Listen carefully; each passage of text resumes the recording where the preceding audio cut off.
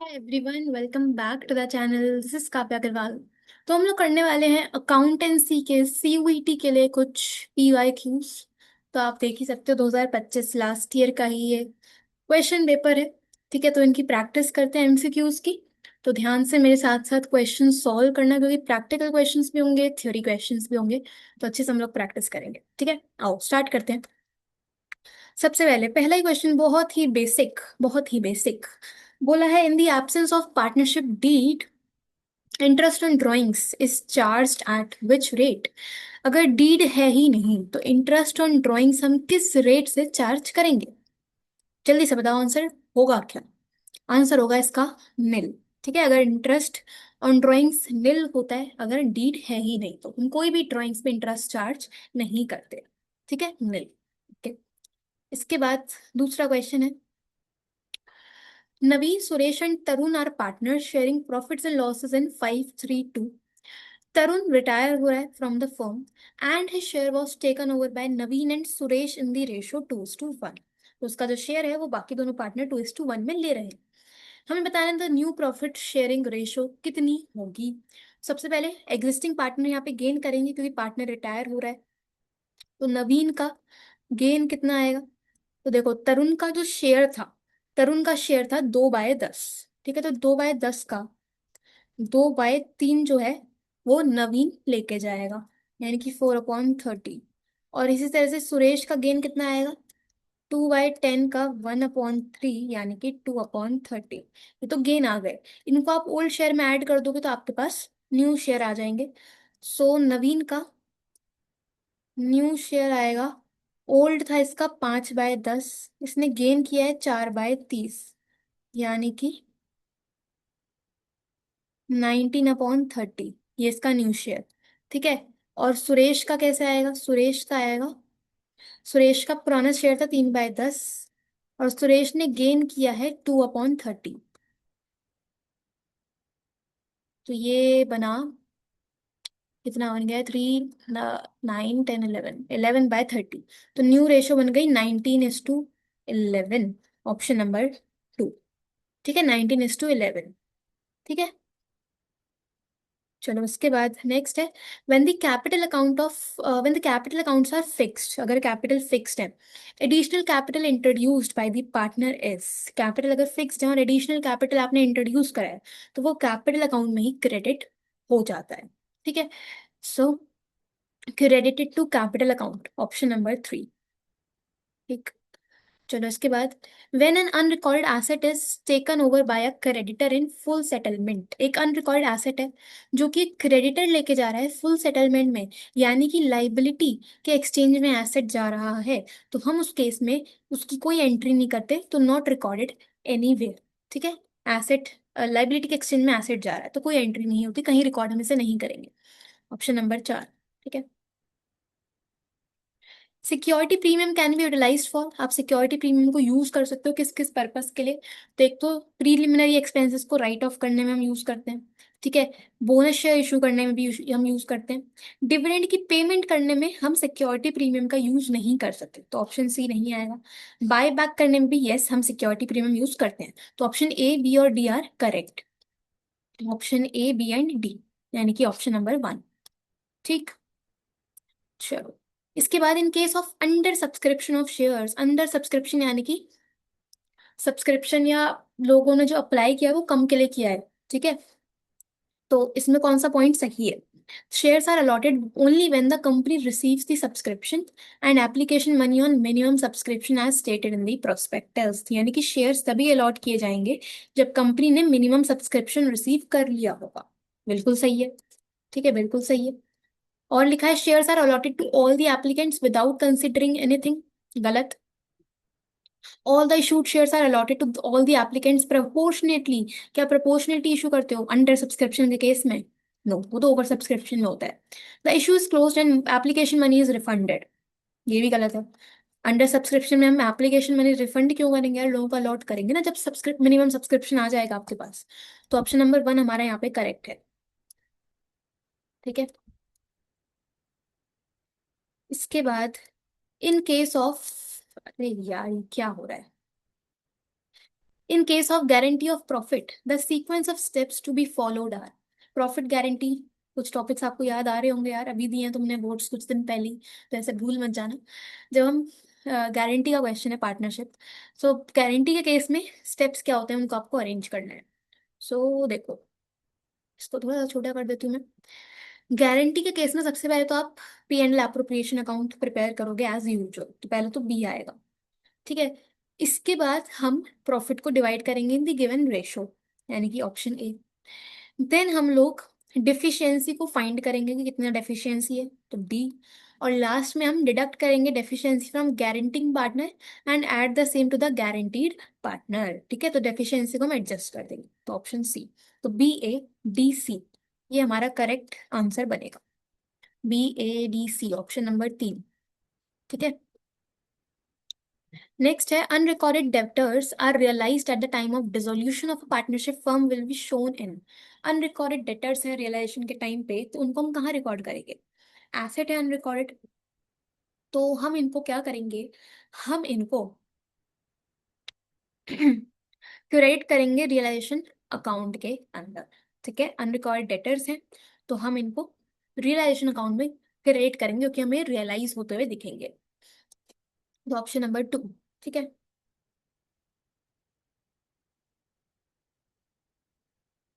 Then है R Limited purchase the building from X Infra for 6 lakh. तो R limited ने एक बिल्डिंग परचेज करी है 6 लाख की, and the payment is to be made by the issue of shares of 100 each at a premium of 20%। Payment करा है 100 रुपए का शेयर 20% के प्रीमियम पे। हमें नंबर ऑफ शेयर्स निकालने हैं, तो कैसे आते हैं number of shares? Purchase consideration 6 lakh upon face value है 100 प्लस प्रीमियम है 20%, तो 100 का 20% इज 20, तो 6 लाख अपॉन 120 इज 5,000, तो 5,000 शेयर्स, ऑप्शन नंबर 1। ठीक।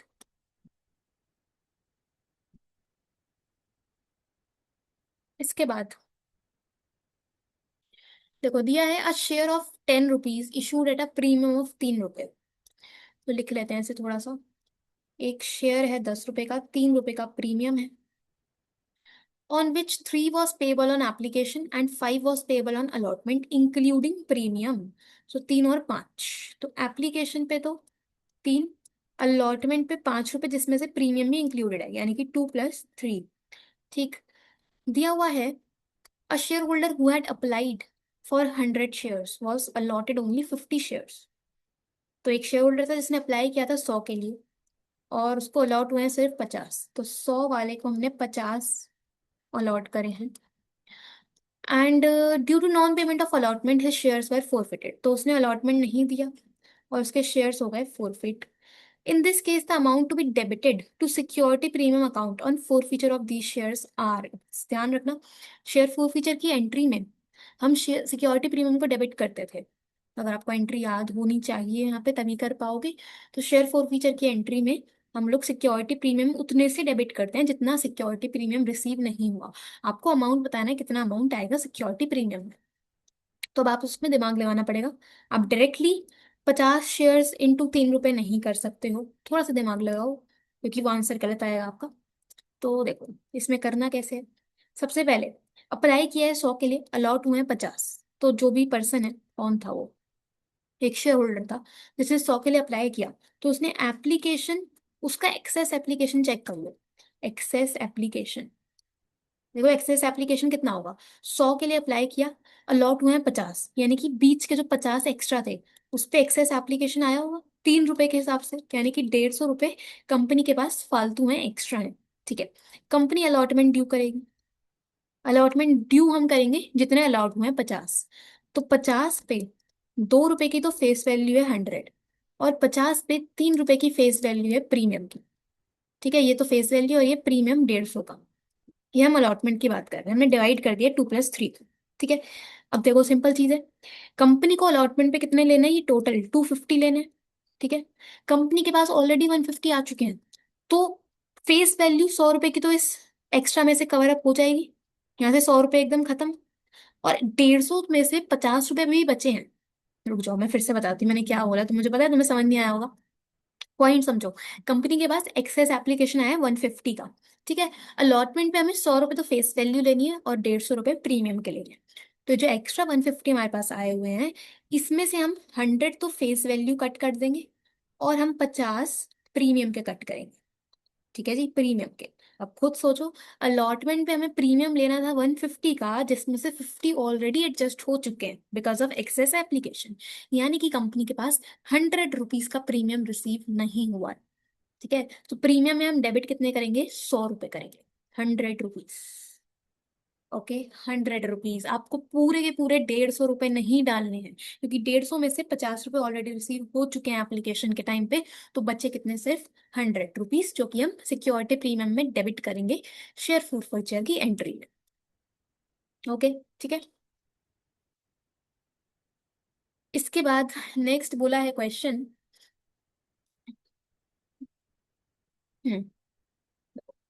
अगला क्वेश्चन है, Abraham Abhiram and Ragini are partner sharing profits in 3:2.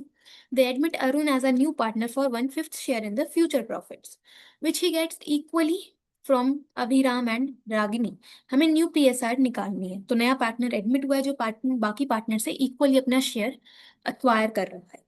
तो सबसे पहले आपको यहाँ पे सेक्रीफाइस निकालना पड़ेगा। तो अभिराम का सेक्रीफाइस कितना आएगा, अभिराम का सेक्रीफाइस आएगा, 1/5 के लिए नया पार्टनर आया है, इसका 1/2 यानी इक्वल है ना, 1/10 ये सेक्रीफाइस करेगा, ठीक। और इसी तरह से रागिनी का भी सेम ही सेक्रीफाइस आएगा, 1/10। ओके जी। न्यू शेयर निकालने के बाद ओल्ड में से माइनस कर दो इन्हें। तो ओल्ड शेयर था अभिराम का 3/5। तो अभिराम का न्यू शेयर हम निकालेंगे, ओल्ड था 3/5, इसने सेक्रीफाइस किया 1/10, तो ये आएगा 5/10, ठीक है, 5/10 का न्यू। इसी तरह से रागिनी का कैसे आएगा, 2/5 इसका ओल्ड शेयर, इसने सेक्रीफाइस किया 1/10, तो ये आएगा 3/10, ठीक है, 5/3। तो ऑप्शन नंबर 2 बनेगा, 5/3 और 2, ठीक है। New share, new ratio 5/3/2। Okay, चलो इसके बाद मैच द फॉलोइंग है। तो हमें इसमें करना है, दिया है प्रॉफिट एंड लॉस अकाउंट। तो प्रॉफिट एंड लॉस अकाउंट में एज पर दी ऑप्शंस हम लोग interest on loan to partner डालेंगे P&L अकाउंट में। तो ए का तो थर्ड, ठीक है।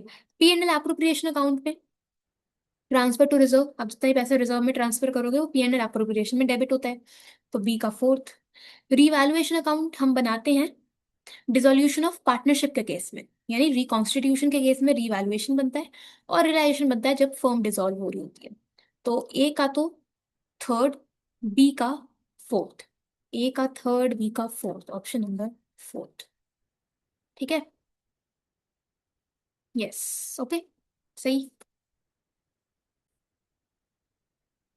आगे नेक्स्ट क्वेश्चन है, on dissolution of a firm the amount of loan taken from partner by the firm will be transfer to. जब एक फर्म डिसॉल्व होती है तो फर्म ने पार्टनर से जितना भी लोन लिया होता है उसको हम कहाँ ट्रांसफर करते हैं। तो देखो, जो भी आपने पार्टनर से लोन लिया होता है उसकी हम लोग पेमेंट कर देते हैं ऑन द डिसोल्यूशन के टाइम पे। तो बेसिकली वो जो लोन का अमाउंट है वो ट्रांसफर होता है बैंक अकाउंट में। तो ऑप्शन 1 आंसर बनेगा, ठीक है। वैसे तो देखो, लोन फ्रॉम पार्टनर अकाउंट भी हो सकता है कि जितना ही पैसा है लोन का वो पार्टनर के लोन अकाउंट में ट्रांसफर होता है, लेकिन एज पर द एनटीए की आंसर की ऑप्शन नंबर 1 हमारा करेक्ट माना जाएगा, ठीक है। बैंक अकाउंट में आप ट्रांसफर करते हो, ऑप्शन 1, ठीक है। देन है issue of ₹1,00,000 9% debentures of 100 each at a discount of 15%, but redeemable at a premium of 5%। The amount debited to loss on issue of debenture account is. आप loss on issue of debenture में कितना debit करोगे ये हमें बताना है। तो loss में आपका देखो डिस्काउंट भी आता है और प्रीमियम ऑन रिडम्पशन भी आता है, ठीक है। सो 1,00,000 रुपए गिवन है यहाँ पे, रुपए यानी कि नंबर ऑफ डिबेंचर्स होंगे 1,000, ठीक है, क्योंकि 1,00,000 रुपए हैं और 100 का एक है, तो 1,000 डिवेंचर्स हो गए। 1,000 डिवेंचर्स, सबसे पहले डिस्काउंट का अमाउंट कैसे निकलेगा, 15% डिस्काउंट है, तो 15% ऑफ 100 इज 15। तो डिस्काउंट तो आएगा 15 इंटू नंबर ऑफ डिवेंचर्स जो कि है 1,000, तो ये बन गया 15,000। और प्रीमियम कितना है, प्रीमियम है 5%, तो 100 का 5% इज 5 रुपए, तो 5 × 1000 दैट इज 5,000, तो ये आपके पास आ गया 20,000। तो 20,000 is the answer, option one. ठीक। Then at the time of admission of a partner, admission के टाइम पे workman compensation claim exceeding workman compensation fund is transfer to. Claim ज्यादा है, रिजर्व कम है, तो एक्स्ट्रा जो बैलेंस बचा वो कहाँ पे ट्रांसफर होगा? वो ट्रांसफर होता है रीवैल्यूएशन में, डेबिट में, क्योंकि लॉस है, रीवैल्यूएशन के डेबिट में, ऑप्शन थर्ड। ठीक है। इसके बाद चूज द करेक्ट स्टेटमेंट। तो दिया है amount of discount on issue of debentures cannot be debited into loss on issue of debenture account. क्या ऐसा है? जो डिस्काउंट है उसको हम डेबिट नहीं कर सकते लॉस में? गलत। Amount of discount on issue of debentures can be debited into loss on issue of debenture account. Yes, ये सही है। ठीक है, जितना भी डिस्काउंट होगा उसको आप loss on issue of debentures में डेबिट कर सकते हो। तो ऑप्शन टू हमारा करेक्ट है। बाकी जो ऑप्शन है वो आप रीड करो, आपको पता चलेंगे कि वो ऑप्शन हमारे गलत है। तो option number two is the right answer. ठीक है। लाइबिलिटी ऑफ पार्टनर, पार्टनरशिप की बात हो रही है। पार्टनर्स की जो लाइबिलिटी होती है वो अनलिमिटेड होती है। ठीक है, लाइबिलिटी कैसी होती है? अनलिमिटेड। तो क्वेश्चन को ध्यान से सोचना, हम पार्टनर्स की बात कर रहे हैं, पार्टनरशिप की बात कर रहे हैं, कंपनीज की बात नहीं कर रहे। तो पार्टनर्स की लाइबिलिटी अनलिमिटेड होती है। Option number fourth. Which are the following statements are true with reference to a company. Company के केस में कौन सा स्टेटमेंट करेक्ट है? तो कंपनी के केस में जो डायरेक्टर्स होते हैं of the company are owners of the company. गलत। कंपनी के ओनर्स होते हैं शेयर होल्डर्स, तो ये तो गलत है। कंपनी का आर्टिफिशियल पर्सन है, बिल्कुल। कंपनी की अपनी कॉमन सील होती है, बिल्कुल। अच्छा, इसके बाद the liability of the members of the company is limited to the extent of shares held by them. बिल्कुल, मेंबर्स के पास कितने शेयर्स हैं उतनी ही लाइबिलिटी बनती है। तो ये भी सही है। तो ऑप्शन बी, सी और डी हमारे करेक्ट है। ऑप्शन बी, सी और डी, ऑप्शन नंबर चार। ठीक है। इसके बाद आपको मैच करना है। तो देखो, एक तो ये जहां जहां टेक्स्ट है सब कॉपी हुए जा रहा है। चलो, एग्जिस्टिंग गुडविल, एग्जिस्टिंग गुडविल को हम करते हैं राइट ऑफ। तो ए का तो थर्ड, ए का थर्ड, तो ऑप्शन फर्स्ट सेकंड थर्ड नहीं होगा, ऑप्शन नंबर फोर्थ हमारा आंसर होगा। गुडविल प्रीमियम जो है वो सेक्रीफाइसिंग पार्टनर में क्रेडिट होती है, तो बी का फोर्थ। गुडविल पेड प्राइवेटली, अगर प्राइवेटली आप पे कर रहे हो तो उसकी कोई एंट्री पास नहीं होती है, तो सी का फर्स्ट। और हिडन गुडविल को हम इनफर्ड फ्रॉम कैपिटल अरेंजमेंट ये कहते हैं। ठीक है, तो बस ऑप्शन फोर्थ हमारा आंसर है। ओके। अरेंज करना है the following in proper order. तो दिया है transfer to capital reserve, forfeiture, calls in arrear and reissue. तो सबसे पहले तो एरियर्स होंगे, तो सी। इसके बाद हम शेयर्स को फोरफीट करेंगे, तो बी। देन हम री इशू करेंगे, डी। और लास्ट में कैपिटल रिजर्व में ट्रांसफर करेंगे, ए। तो C B D A, C B D A, C B D A, option number चार। ठीक। अच्छा, इसके बाद है a share of 10 rupees on which 8 was called up. तो 10 का शेयर है जिसपे हमने सिर्फ 8 ही कॉल करे हैं, दो कॉल नहीं करे। Was forfeited for non payment of 5 रुपए। इस 8 में से 5 रुपए नहीं मिले, 3 रुपए मिल गए। This shares this share can be reissued at a minimum price. तो मिनिमम प्राइस कितना होता है जिसपे आप रीइशू कर सकते हो? मिनिमम प्राइस होता है जितना पैसा आपने नहीं रिसीव करा। ठीक है, मिनिमम प्राइस होता है जितना नॉट रिसीव्ड, जितना आपको पैसा नहीं रिसीव हुआ है उतने पे आप रीइशू कर सकते हो, मिनिमम प्राइस उतना ही होता है। ठीक है। अब देखो, सीधी सीधी बात है, 3 रुपए हमें मिल गए, 5 रुपए हमें नहीं मिले। 5 रुपए नहीं मिले यानी कि नॉट रिसीव्ड है, तो 5 रुपए मिनिमम प्राइस होता है जिसपे आप रीइशू कर सकते हो। बट एज पर ऑप्शन हमें 5 रुपए तो इसमें दिख ही नहीं रहा है आंसर में, है ना? तो ये बेसिकली यहाँ पे इन्होंने अजम्पशन लिया है कि ये जो रीइशू कर रहे हैं फुली पेड की कैटेगरी में है। ठीक है, रीइशू कर रहे हैं एज फुली पेड अप, तो मतलब 10 वाला शेयर 10 में ही रीइशू हो रहा है। तो देखो, 5 रुपए तो नहीं मिले, और बाकी के 2 रुपए जो हमने कॉल भी नहीं करे वो हमें रिसीव भी नहीं हुए होंगे। तो टोटल 5 रुपए प्लस 2 रुपए, ये हमारा मिनिमम प्राइस रहेगा 7 रुपए का, जिसपे आप शेयर्स को रीइशू करोगे। ठीक है, रीइशू का मिनिमम प्राइस होता है जितना पैसा आपको रिसीव नहीं हुआ है उतना पैसे हम लोग मिनिमम अमाउंट पे रीइशू कर सकते हैं, तो 7 रुपए। ओके। देन है A and B are partners in a firm sharing profits in the ratio 3:2। Admit हुआ है C as a new partner for one third share. हमें सेक्रीफाइसिंग रेशियो बतानी है ए और बी की। तो बहुत ही बेसिक चीज है, अगर आपको कोई भी इन्फॉर्मेशन नहीं गिवन है सेक्रीफाइस से रिलेटेड, जो ओल्ड रेशियो है वही हमारी सेक्रीफाइसिंग रेशियो भी होती है। तो सीधा सीधा आंसर 3:2। ठीक है, 3:2। Okay. On happening of certain contingencies subject to contract between the partners the firm is dissolve. तो फर्म डिसॉल्व किस किस केस में होगी? If constituted for a fix period by the expiry of that term. अगर हमने firm बनाई थी एक फिक्स टर्म के लिए और वो टर्म अब खत्म हो गया है, तो उस केस में फर्म डिसॉल्व हो जाती है। बिल्कुल सही। If constituted to carry one out one और more ventures by the completion thereof. तो बेसिकली जैसे जैसे फर्म बंद होगी तो हम कुछ और एक या दो वेंचर्स कॉन्स्टिट्यूट कर देंगे, तो ये भी सही है। ठीक है।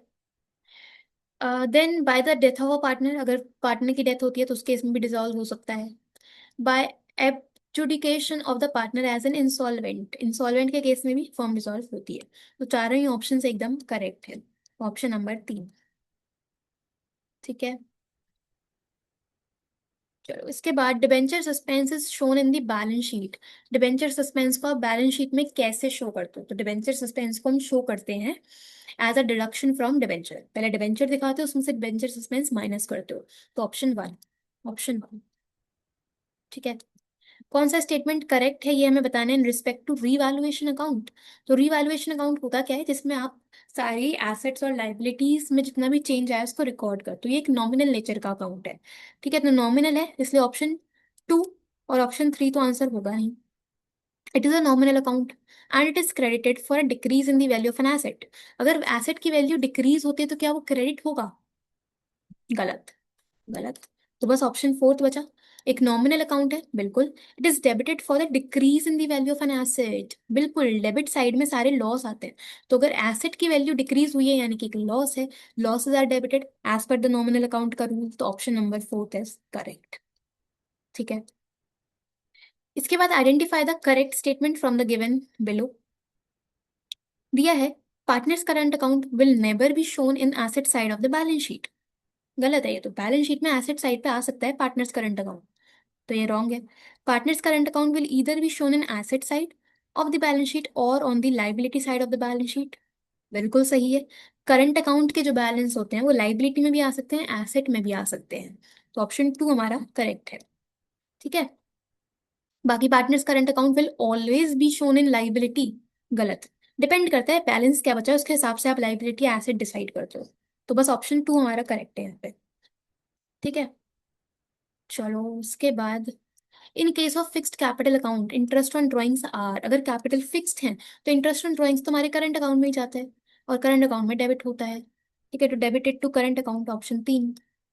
ऑप्शन 3 क्योंकि कैपिटल को कम करता है इसलिए डेबिट में आएगा। Okay. Issue of discount on issue of 8% debentures is shown in the balance sheet as. Discount on issue of debentures जो है वो बैलेंस शीट में कहाँ पे आता है? ये आता है बैलेंस शीट में अदर करंट एसेट्स में। ठीक है, अदर करंट एसेट्स। ओके। ठीक है। देखो लिखा भी है, एक्सप्लेनेशन भी है साथ साथ। Discount on issue of debenture represent a loss to the company and is recorded as a fictitious asset. तो इसलिए ये एसेट साइड में आता है under current assets until fully written off. ठीक है, तो ऑप्शन नंबर 1। ठीक। इसके बाद मैच द फॉलोइंग है। तो दिया है termination of business, continuation of business. So termination of business यानी कि बिजनेस ही बंद हो रहा है। तो बिजनेस बंद होता है in case of dissolution of firm. जब फर्म डिसॉल्व हो रही होती है तो बिजनेस टर्मिनेट हो जाता है। तो ए का थर्ड। बिजनेस कंटिन्यू कब होगा? जब पार्टनरशिप डिसॉल्व हुई है यानी कि सिर्फ अग्रीमेंट खत्म हुआ है, तो कंटिन्यूअसली बिजनेस चलता रहता है। तो बी का 4th। ठीक है। इंटरवेंशन ऑफ कोर्ट कब होगा? कोर्ट का इंटरवेंशन जो है वो पॉसिबल नहीं है, not possible in dissolution of partnership. जब पार्टनरशिप डिसॉल्व हो रही होती है तो उस केस में कोर्ट का इंटरवेंशन पॉसिबल नहीं होता। ठीक है, तो सी का तो फर्स्ट। और continuation of books of account continue कब नहीं होती? Not possible in dissolution of a firm. अगर फर्म ही डिसॉल्व हो गई तो बुक्स कंटिन्यू हो भी नहीं पाएंगी। तो डी का सेकेंड। ठीक है, तो आपका ऑप्शन बनेगा फोर्थ। ठीक है जी। Okay. when the date of drawing is not specified, interest on drawings are calculated for, अगर हमें drawings की डेट ही नहीं गिवन तो हम आईओडी निकालेंगे फॉर एवरेज 6 मंथ्स, 6 महीने के लिए। ठीक है। Section 49 of the Indian partnership act 1932 deals with, section 49 की बात हो रही है। सेक्शन 49 में हम बात करते हैं प्राइवेट डेट्स और फर्म के डेट्स। ठीक है, प्राइवेट डेट, फर्म्स डेट्स। तो सेक्शन 49 ध्यान रखना। ठीक है। Then reconstitution of a partnership does not involve, reconstitution of partnership बोला है यानी कि फर्म बंद नहीं हो रही है, बस अग्रीमेंट में चेंज आया है। तो उसमें हम लोग एडमिशन को इंक्लूड करते हैं, डेथ को इंक्लूड करेंगे, रिटायरमेंट को इंक्लूड करेंगे, लेकिन डिसोल्यूशन ऑफ फर्म जो है वो रिकॉन्स्टिट्यूशन ऑफ पार्टनरशिप का पॉइंट नहीं होगा। तो ऑप्शन नंबर 2, ऑप्शन 2। ठीक है जी। The order to be followed in preparation of realisation account, तो रियलाइजेशन अकाउंट बनाने के लिए सबसे पहले हम क्या करेंगे, सबसे पहले हम लोग ट्रांसफर करेंगे एसेट्स और लाइबिलिटीज को टू रियलाइजेशन अकाउंट, सबसे पहले तो बी। इसके बाद हम एसेट्स को रियलाइज करेंगे, पैसा आएगा बेच के, उस पैसे को यूज करके हम अपनी लाइबिलिटीज की पेमेंट करेंगे, तो डी, डी। और लास्ट में हम लोग प्रॉफिट और लॉस असरटेन करेंगे यानी कि सी। ठीक है। तो क्या बन गया ये आपके पास, B A D C, B A D C. ठीक है, B A D C, option number 3। ठीक है। चलो उसके बाद call in arrear are shown in the balance sheet, call in arrear को हम कहाँ शो करते हैं बैलेंस शीट में, कॉल सिनेरियर को हम लोग पेड अप कैपिटल में से डिडक्ट करके ही डायरेक्टली दिखा देते हैं। ठीक है, तो पेड अप कैपिटल में से हम इसे डिडक्ट करते हैं कॉल सिनेरियर को, उसका कोई सेपरेट हेड नहीं है। ठीक है। चलो देन नेक्स्ट है the past average profits of a business works out at 20,000। तुम्हें एवरेज प्रॉफिट गिवन है 20,000 and it is expected that such profits are likely to continue for another 3 years। तो अगले 3 साल तक वो प्रॉफिट कॉन्टिन्यूसली हमें चलेगा, मतलब कि number of years purchase given है 3 इयर्स। ठीक है। आपको गुडविल निकालनी है based on average profit method, तो बहुत सिंपल है, गुडविल कैसे आता है, average profit into number of years purchase यानी कि 20,000 into 3, 60,000 is the answer, 60,000। Okay.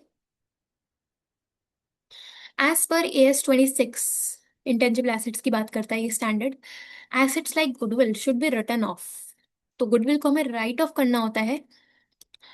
Answer आएगा इसका option number 3, as early as possible but not exceeding its estimated life which normally should not beyond 10 years. ठीक है, जितना जल्दी हो पाए उतनी जल्दी हमें राइट ऑफ करना है, एस्टिमेटेड लाइफ से एक्सीड नहीं होना चाहिए जो कि 10 साल से ज्यादा नहीं हो सकती है। तो this is the answer for writing of goodwill. Okay. इसके बाद आपको अकाउंटिंग स्टैंडर्ड्स के बारे में मैच करना है। देखो AS 3 जो है वो कैश फ्लो स्टेटमेंट के लिए होता है, तो AS 3 is for cash flow statement. AS 26 होता है इंटेंजिबल एसेट्स के लिए, गुडविल का ट्रीटमेंट जिसमें हम समझते हैं, तो बी का फोर्थ। सेक्शन 49 अभी ऊपर देखा प्राइवेट एंड फर्म डेट, तो डी का सेकंड। और सेक्शन 48 होता है सेटलमेंट ऑफ अकाउंट्स। ठीक, ए का थर्ड, बी का फोर्थ, तो ऑप्शन फोर्थ। ठीक है।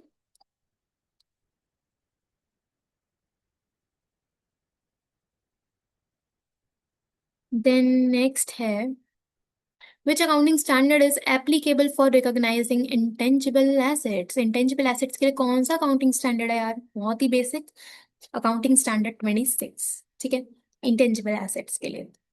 Okay. In what condition the amount is shown under the head subscribed and fully paid share capital, कौन सी कंडीशन के अंडर हम लोग सारा अमाउंट सब्सक्राइब और फुली पेड में दिखाएंगे। तो सब्सक्राइब फुली पेड में आता है कि अगर 10 रुपए का शेयर है और आपने पूरे 10 रुपए कॉल भी कर लिए और आपको 10 रुपए रिसीव भी हो गए, तो वो सब्सक्राइब फुली पेड में जाता है। ठीक है। तो if shares are fully paid, if shares are fully called up and there are no calls in arrear, ठीक है, पूरा शेयर हमने कॉल करा और कोई भी कॉल्स इन एरियर नहीं है, तो हम सब्सक्राइब एंड फुली पेड में उसे डालेंगे, तो ऑप्शन 2 हमारा आंसर। पॉइंट समझ गए कि अगर 100 का शेयर है, हमने 100 के पूरे कॉल कर लिए और हमें 100 रिसीव भी हो गए, मतलब कुछ भी कॉल्स इन एरियर नहीं है, तो आपका सब्सक्राइब एंड फुली पेड में जाता है। रिजर्व कैपिटल क्या होता है? रिजर्व कैपिटल होता है वो पार्ट जो कि आप सिर्फ वाइंड अप के टाइम पे ही कॉल कर सकते हो। तो it is part of subscribe capital decided not to be called up except in event of winding up. सिर्फ वाइंड अप के टाइम पे आप कॉल करते हो, तो option 3 is the reserve capital. ठीक। देन, अरे अरे अरे, ये क्या हो रहा है? चलो। For the right to get share in the future profits of a partnership firm, a newly admit partner will have to bring. एक नया पार्टनर एडमिट हो रहा है, अगर उसे फ्यूचर प्रॉफिट्स में अधिकार चाहिए तो वो क्या लेके आएगा? एक नया पार्टनर लेके आता है अपने साथ amount of his premium for goodwill. ठीक है, वो अपने साथ प्रीमियम फॉर गुडविल लेके आएगा। Option D. ठीक। देन अगेन मैचिंग है। कैपिटल के टाइप्स बताए हैं। ऑथोराइज्ड कैपिटल क्या होता है? जो कि आप मेमोरेंडम में शो करते हो। तो ए का तो सेकंड मेंशन्ड इन MOA। ठीक है। इशूड कैपिटल क्या है? जो कि मेंशन होता है प्रोस्पेक्टस में। तो बी का फर्स्ट। ठीक है। ए का सेकंड, बी का फर्स्ट। सब्सक्राइब्ड कैपिटल होता है हमारे पास। Subscribed capital, capital for which application is received, जिसके लिए आपने एप्लीकेशन रिसीव करा है वो सब्सक्राइब्ड है। तो सी का फोर्थ। और paid up capital, called up capital minus calls in arrear, कि मैंने कॉल करे 100 रुपीज, जिसमें से 10 रुपए नहीं मिले, तो यानी कि 90 रुपए पेड अप है। तो डी का थर्ड। ठीक है। तो ए का सेकंड, बी का फर्स्ट, सी का फोर्थ, तो ऑप्शन थर्ड। ठीक है। Rent payable to partner, rent payable to partner ये हमारा प्रॉफिट एंड लॉस अकाउंट में आता है, क्योंकि ये चार्ज वाला आइटम है। ठीक है, तो ये हमारा P&L अकाउंट में डेबिट होगा, क्योंकि फर्म के लिए खर्चा है इसलिए डेबिट होगा। प्रॉफिट एंड लॉस अकाउंट में क्योंकि चार्ज है, चार्ज अगेंस्ट प्रॉफिट। तो थर्ड। ओके। देन बोला है Anubha looked after the dissolution work for remuneration of 8500 and agreed to bear dissolution expenses up to 6000। तो बेसिकली अनुभा जो है उसको रेमुनरेशन मिलेगा 8500 का। उसने अग्री किया है कि वो डिसोल्यूशन के खर्चे बियर करेगी 6000 तक के। Actual expenses paid by her वर 7600। उसने एक्चुअल में पे करा 7600। हमें एंट्री बतानी है फॉर रेमुनरेशन पेबल। अगर हम रेमुनरेशन पे कर रहे हैं उसकी एंट्री पूछिए, तो रेमुनरेशन पे करोगे तो एंट्री होगी रियलाइजेशन अकाउंट से डेबिट 8500।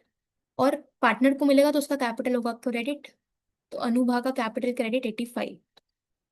तो ऑप्शंस चेक कर लो, देखो। Realization account is debited by 8500, yes. अनुभा capital is credited with 8500, yes. ठीक है। तो ऑप्शन ए और बी हमारे करेक्ट है। A and B, option 1। ठीक जी, ओके।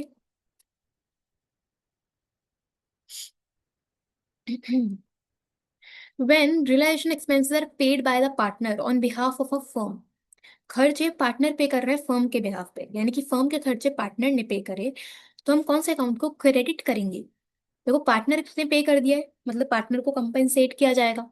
पार्टनर को कंपेंसेट करेंगे तो पार्टनर का कैपिटल बढ़ेगा। कैपिटल बढ़ता है क्रेडिट में, तो हम क्रेडिट करेंगे पार्टनर्स के कैपिटल अकाउंट को। समझ गए मैंने क्या बोला? तुमने देखो, अगर पढ़ा है तुम्हें याद होगा, मैं वैसे ही समझा रही हूँ कि आपने अगर पार्टनर ने फर्म के खर्चे पे कर दिए हैं तो पार्टनर को कॉम्पेंसेट किया जाएगा, जिससे पार्टनर के पास पैसा पहुंचेगा। पैसा पहुंचेगा तो कैपिटल बढ़ेगा, कैपिटल बढ़ता है क्रेडिट में। ठीक है, तो हम क्रेडिट करेंगे पार्टनर कैपिटल अकाउंट को। Okay. Main advantage of ratio analysis is, ratio analysis का मेन एडवांटेज क्या है? Enabling स्वॉट analysis. स्वॉट एनालिसिस समझते हो क्या होता है? Strength, weakness, opportunity and threats, इनको एनालाइज करने में हेल्प होती है। बिल्कुल। विंडो ड्रेसिंग, ये तो लिमिटेशन है। इग्नोरिंग प्राइस लेवल चेंजेस, ये भी लिमिटेशन है। और फोरकास्टिंग, ये भी लिमिटेशन है। क्योंकि रेशियो एनालिसिस में हम सिर्फ क्वांटिटेटिव चीजों की बात कर रहे हैं, फोरकास्टिंग के लिए आपको क्वालिटेटिव एलिमेंट्स की भी रिक्वायरमेंट होती है। तो option first is the main advantage of ratio analysis. और एनसीईआरटी में ये पॉइंट गिवन है एडवांटेजेस में, तो हमें एनसीईआरटी के अकॉर्डिंग ही चलना है। ठीक है जी। देन नेक्स्ट है, goods costing 80,000 were sold at a profit of 20% on sales. Goods थे, उनकी कॉस्ट है 80,000, बेचे हैं 20% के प्रॉफिट पे ऑन सेल्स। हमें gross profit on this sales बताना है कितना होगा। सबसे पहले देखो, हमें सेल्स पे रेशियो गिवन है, कॉस्ट गिवन है लेकिन क्वेश्चन में, तो आप इसको कन्वर्ट कर दो। अगर ऑन सेल 20% है तो ऑन कॉस्ट आएगा 25%। ठीक है, सो 80,000 के गुड्स हैं, दिस इज द कॉस्ट। इस पे 25% यानी कि 1/4 ही आएगा, 20,000 का हमारा जीपी। ठीक है, तो ऑन सेल गिवन था, हमने कन्वर्ट करके ऑन कॉस्ट निकाल लिया, तो 20,000 का जीपी। ठीक है, टेबल ध्यान रखना, आपको याद होगी वैसे। कॉस्ट से अगर आपको सेल पे जाना है, कॉस्ट पे अगर 100% है, 50% है, 33.33% है, 25 और 20, तो सेल पे कितना कितना आएगा? 50, 33, 25, 20 और 16.67।